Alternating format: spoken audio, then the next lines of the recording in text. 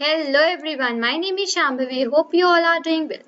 So now today we'll be discussing about a summary of all the formulas which we have actually seen in the hypothesis testing. Right, we'll be dealing with all of those formulas and like the concept which you should remember. We'll be dealing with all of those things which we have covered in the hypothesis testing. Right, so let me just write out here the heading for today, and that is actually the summary of, and we have the formula. So basically there were not too many formulas in this particular topic, but yeah, there were too many concepts which we need to keep in mind while doing out the questions, right? There were many of the concepts which were very important, which we should remember while doing out the questions and while solving out the questions, right? So we'll be solving out all of those, seeing out all of those formulas today within this particular video, so that you can just make out a summary of all the ones and you can just keep all of those things at one particular place for you to study. Right? So this is what we are going to do today. So okay, let's get started here. Okay, I would take a color. Let's say this one. Fine. Let me start out from here. So you know that we had seen out a table, right, in which H naught and H naught was the, basically let me write here H naught and H A, right? This was the null hypothesis and this was the alternate hypothesis. Let me just write out that thing as well, because we are doing a revision of the previous thing, right? So this was the null hypothesis and this was the alternate hypothesis, right? H naught was the denotation for the null hypothesis, HA was the denotation for the alternate hypothesis. So basically we had seen about one of the tables in which we had done out this null hypothesis, and we had compared out many things, right? We had straightened out many things and even we have compared out. So let's study that through a table only. So let's study the same thing through a table only, right? Let's do that thing here. Fine. So what I would just doing here is that I would be making some columns. Now, okay, I would be making 4 columns right here. So let's say, okay, first column would be a little small. Let's say this is my very first column which I am actually making. And okay, after that I would be taking it's one of my second column. Let's say like this. And I would be wanting one third column as well. Let's say this one is third and fourth. Fine, let's say these are the columns which I have actually made out here, and now what I would just doing here is that I would be putting one another line so as to put all of my headings. Let's say this is the table. Fine. Okay, now let's see that basically what we need to do inside this. So I would just take out a color and let's start writing the important things which we have here. Fine. So here basically I'll be putting out the conditions, that is basically I would be taking out here if and if H naught has, this is my first one on which I'll be dealing with. Okay, if H naught has, now if H naught has basically equal sign like this, then okay, if H naught has, then we have one equal, then here we had one another, that is greater than or greater than or equal to, and the sign is like this, right? This is sign which we actually have, that is of the greater than and equal to, right? Now here for the third one we have less than or equal, less than or equal to. So in this case my sign is like this actually. Fine. This one is for my H naught. Okay, this one is for my H naught. Now next would be for my basically, that would be for my HA, right? Okay, I would just write then HA is, okay, then HA is. So here basically that will be not equal to or greater than or less than. We have 3 options. I would just write not equal to, or we have greater than, or we have less than. Fine. And now second case goes here like that, if HA if H naught is greater than or equal to, then in that case HA would be less than. Okay, and now my third case goes that if H naught is basically, if H naught has less than or equal to, so in that case my HA would be greater than. Fine. So these are the conditions, these are the things which go upon here, that if H naught has equal to, then HA would be not equal to or greater than or equal or less than. Fine. If H naught has greater than or equal to, then HA would be less than equal to. Sorry, only less than, not equal to. And if H naught has less than or equal to, then HA would be greater than. Right, this is the whole table which I just wanted you to explain, right? Now, according to this only, we just set out the values for the, like we just set out the P's, we just need to reject it or not reject it. According to this only, we just see out all of these things. So let me just write out that things as well. So I would just write that if alpha is less than equal to p value. Okay, if alpha is less than equal to p value, then basically then what we need to do is that then do not reject, then do not reject h naught. If this is the condition which is actually satisfying, that if the value for alpha is less than the p value, is less than or equal to p value, then in that case do not reject out the h naught. And second one goes that if alpha is greater than the p value. Okay, if alpha is greater than the p value, so in that case then okay, put out a comma and I could just add here that then I would just write then reject h naught. Okay, so if alpha is less than or equal to the p value, so in that case then do not reject h naught. So basically if the alpha is greater than the p value, so in that case reject out the h naught. So let me just like take out and put out the dot here. Fine. Now this is the another condition which actually appears here. Fine. After that, what we can just do with the alpha. So alpha is, okay, let me just come down first of all and let me start it out here as well. Okay. So what is alpha? Alpha is basically it's the value. Okay. So I could just write that alpha is preconceived. C-O-N-C-E-I-V-E-D. Now, what does I mean? What do I just actually mean from this preconceived word? So alpha is preconceived. It means that its value, okay, its value is set. Its value is set before. Its value is set before the hypothesis test starts. Okay, before the hypothesis test starts. So here we go like this. Okay, so alpha is basically a preconceived value. So it means that the value for alpha is set before the hypothesis test starts. Right now, how do we just calculate out that p value? So I would just write that the p value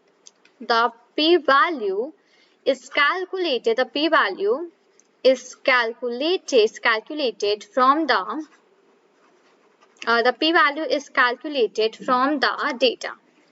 Okay, so the p value which we are having, that is actually calculated from the data. Okay, now after that let's see that what are alpha and beta here for the type 1 and the type 2 errors. Like, so let me just take out a new color because we are starting out a new thing here. So let me just take out some, okay, let me go from here and let me choose out something from here. Okay, let's go on with this one. Fine. Now I will be discussing about alpha and beta here. Okay, alpha and beta.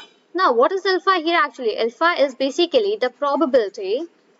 I would just write here probable. Okay, let me just remove out this everything and I will simply write probability in the short form. Okay, so alpha is basically my probability of a type 1 error.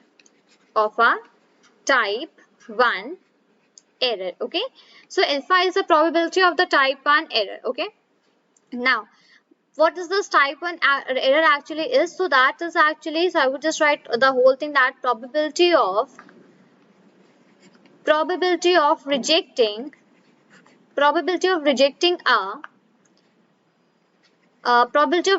a null hypothesis, when the probability of rejecting the null hypothesis when the null hypothesis is true. Okay, this is the thing that you should keep in mind, that the probability of a type 1 error, what is that? The probability of rejecting a null hypothesis when the null hypothesis is true. That is what we call as a probability of a type 1 error, and we just denote it from the symbol that is alpha.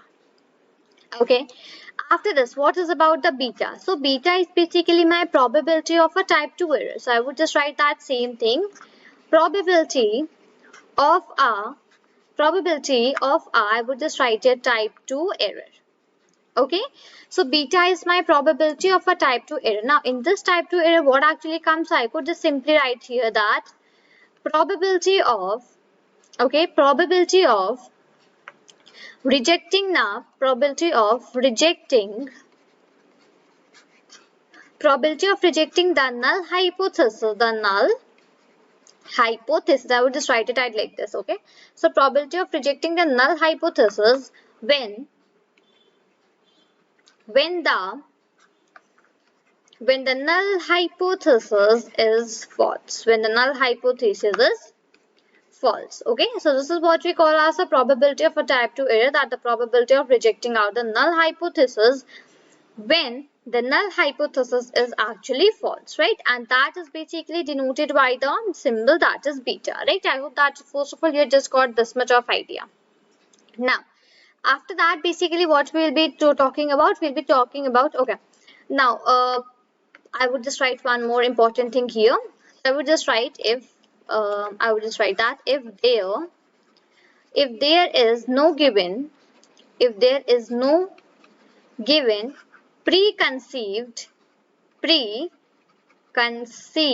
if there is no given preconceived alpha, okay, then basically what I just told you from the preconceived word, so that was that the value is set before the hypothesis test starts, right? So if that value for alpha, if there is no given preconceived alpha, it means that if before the null hypothesis the preconceived before the null hypothesis, if the value for alpha is not set out, then in that case, then use the value for alpha as 0.05. okay, so if the value for alpha is not set previously the null hypothesis, so in that case you can simply use out the value for alpha, that is 0.05.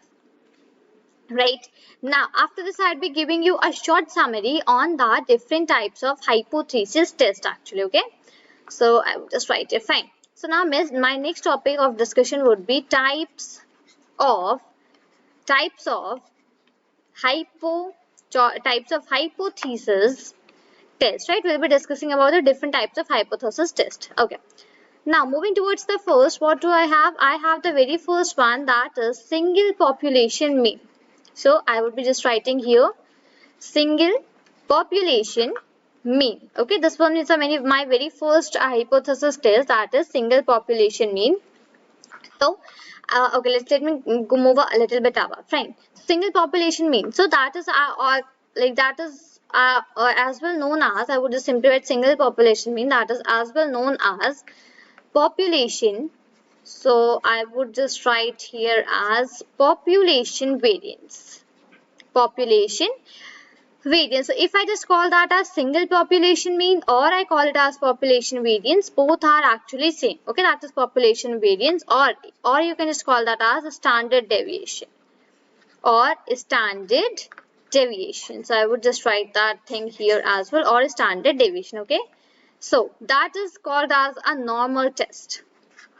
So that is called as a normal test. I was just discussing about the types of hypothesis test, right? So in that case, if that is single population mean, which is known as population variance, or a standard deviation, so in that it is called as a normal test. Okay. Now moving towards the next, I have next category I have, which is single population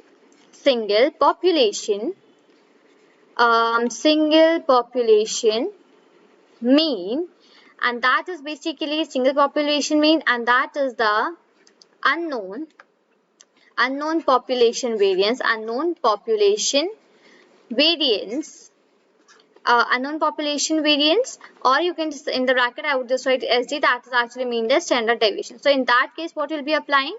You will be applying out the students, okay, you'll be applying out the students T test. Okay, this is the another one which will be applying out. So if you have single population mean and you have the unknown population variance, you need to find out the population variance. So in that case, you can apply out the students T test. This as well we have seen in the previous videos, right? Now moving towards the third one I have here, that is single population proportion. Okay, let me write the spelling here as correct. That is single.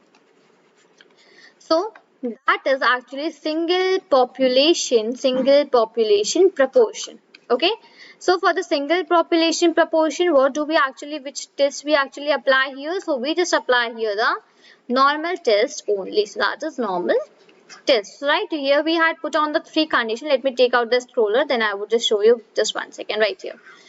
So What are the types of hypothesis tests? So when we have single population mean and we have the known population variance or standard deviation, then that is a normal test. When we have single population mean and the unknown population variance or standard deviation, that is the student's t-test. And when we have single population proportion, so in that case, that is the normal test, right? Let me just go above and give you an overview of all the formulas which we have discussed right now.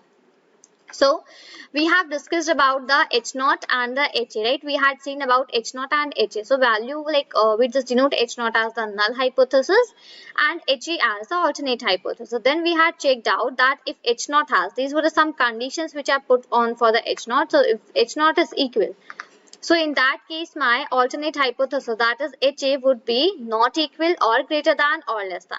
In next, if H0 is basically greater than or equal to, so in that case my HA, that is my alternate hypothesis, that would be less than. And if H0 is less than or equal to, so in that case my HA would be greater than. Fine. Now, if basically we have a condition that if alpha is less than equal to p value, then in that case we just do not reject out the H0, that is the null hypothesis. Fine. And if alpha is actually greater than p value, okay, if alpha is greater than p value, so in that case you can just reject out the H0. After that, alpha is a preconceived means that its value is set before the hypothesis test, okay. So in that case the p value is calculated from the data. Then basically we had seen about the type 1 and the type 2 errors. So what about my type 1 error? So in that case my type 1 error is my probability of rejecting out a null hypothesis when the null hypothesis is true, right? And what about the type 2 error? Okay, just one more thing regarding the type 1, that type 1 is denoted through alpha, right? Now type 2 error is denoted by the beta, and in that case the probability of rejecting the null hypothesis when the null hypothesis is false, right? After that, we have a very important condition to look upon here, that if there is no given preconceived value for alpha, then you can automatically use a value for alpha as 0.05. Okay, this is the thing that you should make sure of.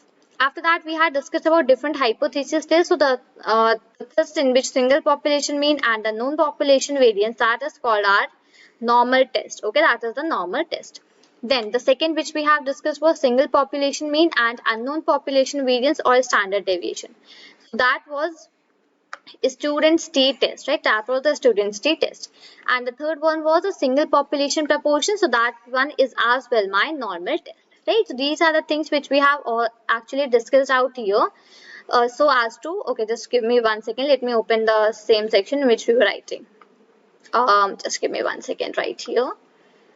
Okay. 1 minute. Fine. So this was the one which we were actually discussing about, right? So this was about a discussion of all of these things which we have actually seen out here, right? So let me just open out that section once again. Let me just write out that thing.